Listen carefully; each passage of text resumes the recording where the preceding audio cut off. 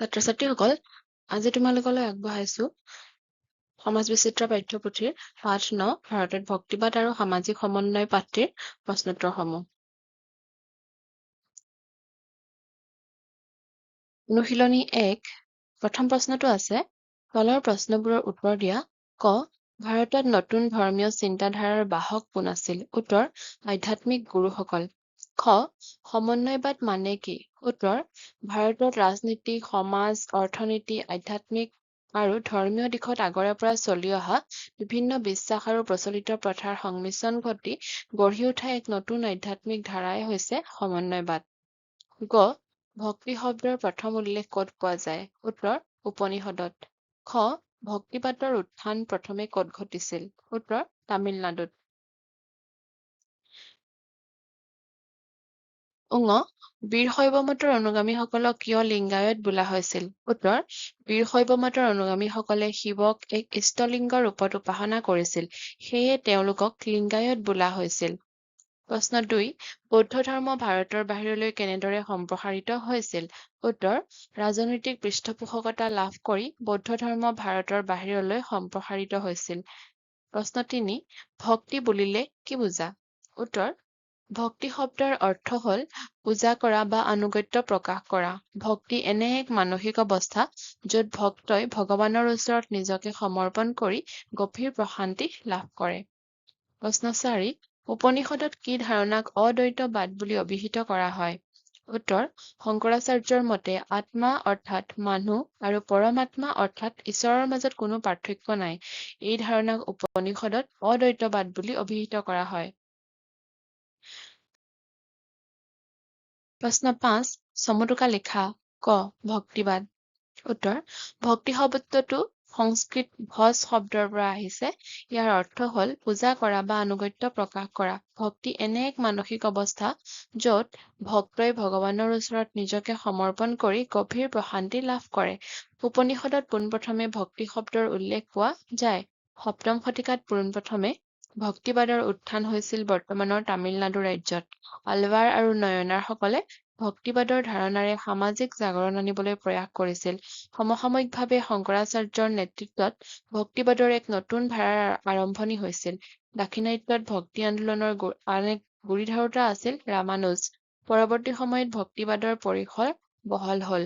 ভক্তিবাদ কেৱল ঈশ্বৰৰ উপাসনাত সীমাবদ্ধ নাথাকি সমাজৰ সংস্কাৰৰ লগতে সৰ্বসাধাৰণৰ কল্যাণৰ সাধনো ইয়াৰ উদ্দেশ্য হৈ পৰিল। খ. শংকৰাচাৰ্য। উত্তৰ, শংকৰাচাৰ্যৰ নেতৃত্বত ভক্তিবাদৰ এক নতুন ধাৰাৰ আৰম্ভণি হৈছিল। তেওঁৰ মতে মানুহৰ মাজতে ভগৱান বিদ্যমান। তেওঁৰ মতে আত্মা অৰ্থাৎ মানুহ আৰু পৰমাত্মা অৰ্থাৎ ঈশ্বৰৰ মাজত কোনো পাৰ্থক্য নাই। এই ধাৰণাক উপনিষদতে অদ্বৈতবাদ বুলি অভিহিত কৰা হয়। তেওঁ সৎ জ্ঞান আৰু সৎ কৰ্মৰ যোগেদি মানুহে মুক্তি লাভ কৰিব পাৰে বুলি মত প্ৰচাৰ কৰিছিল। গ. বীৰশৈৱ। উত্তৰ, দ্বাদশ শতিকাৰ মাজভাগত কৰ্ণাটকত বীৰশৈৱ নামৰ এক সম্প্ৰদায় গঢ় লৈ উঠিছিল। তেওঁলোকে শিৱক এক ইষ্টলিংগ ৰূপত উপাসনা কৰিছিল, সেয়েহে তেওঁলোকক লিংগায়ত বোলা হৈছিল। এই আন্দোলনৰ গুৰিয়াল আছিল বাসৱন্না। তেওঁক সহযোগী আছিল আল্লাম প্ৰভু আৰু আক্কা মহাদেৱী। বীৰশৈৱসকলে জাতিভেদ প্ৰথাৰ বিৰোধিতা কৰিছিল। বিধৱা বিবাহৰ প্ৰচলন আৰু বাল্য বিবাহৰ বিৰোধিতাৰ ক্ষেত্ৰতো এই সম্প্ৰদায়ে বিশেষ গুৰুত্ব দিছিল। অনুশীলনী ২, প্ৰশ্ন ১, তলৰ প্ৰশ্নবোৰৰ উত্তৰ দিয়া। ক. তাৰ নেতৃত্বত খ্ৰীষ্টীয় ১৩ শতিকাত নব্য ভক্তিবাদৰ ধাৰা আৰম্ভ হৈছিল? উত্তৰ, মহাৰাষ্ট্ৰৰ জ্ঞানেশ্বৰ বা জ্ঞানদেৱৰ নেতৃত্বত। খ. মীৰাবাই কোন আছিল? উত্তৰ, মীৰাবাই নব্য ভক্তিবাদৰ এগৰাকী প্ৰসাৰক আছিল। তেওঁ মেৱাৰৰ ৰাণাৰ পত্নী আছিল। গ. উত্তৰ ভাৰতৰ নব্য ভক্তিবাদৰ গুৰিয়াল কোন আছিল? উত্তৰ, ৰামানন্দ। ঘ. দোহা কি? উত্তৰ, কবিৰে ৰচনা কৰা ভক্তি মাৰ্গৰ কবিতাবোৰক দোহা বুলি কোৱা হয়। উঙ গীত গোবিন্দ কোনে ৰচনা কৰিছিল? উত্তৰ, জয়দেৱে। ২, নব্য ভক্তিবাদ বুলিলে কি বুজা? উত্তৰ, খ্ৰীষ্টীয় ১৩ শতিকাৰ পৰা ১৬ শতিকাৰ ভিতৰত বহুকেইজন দাৰ্শনিক সমাজ সংস্কাৰকৰ নেতৃত্বত ভাৰতৰ বিভিন্ন প্ৰান্তত ভক্তি আন্দোলনে পুনৰাই গা কৰি উঠে। এই সময়ছোৱাত প্ৰাণ পাই উঠা ভক্তি আন্দোলনক নব্য ভক্তিবাদ বোলা হয়। প্ৰশ্ন ৩, মহাপুৰুষ শংকৰদেৱে অসমত কিদৰে নব্য ভক্তিবাদ প্ৰচাৰ কৰিছিল বৰ্ণনা কৰা।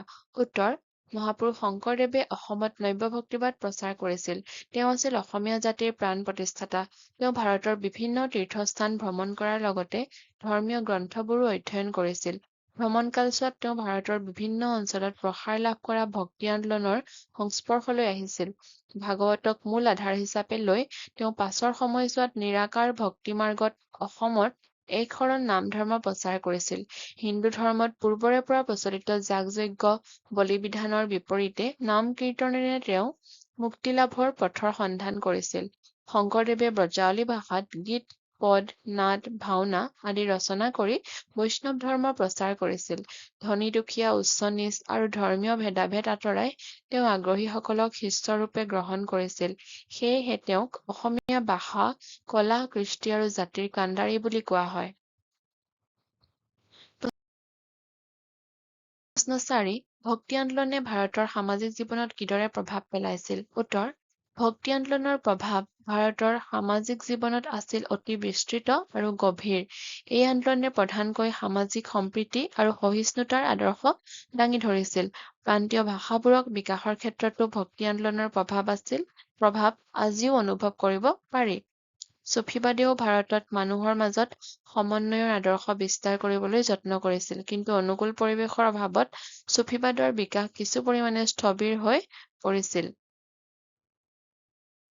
প্ৰশ্ন ৫, চমুটোকা লিখা। ক. কবীৰ। উত্তৰ, ৰামানন্দৰ প্ৰিয় শিষ্য কবীৰ আছিল ১৫ শতিকাৰ নব্য ভক্তি আন্দোলনৰ অন্যতম গুৰি ধৰোঁতা। তেওঁ ইছলাম ধৰ্মাৱলম্বী তাঁতী পৰিয়াল এটাত ডাঙৰ দীঘল হৈছিল।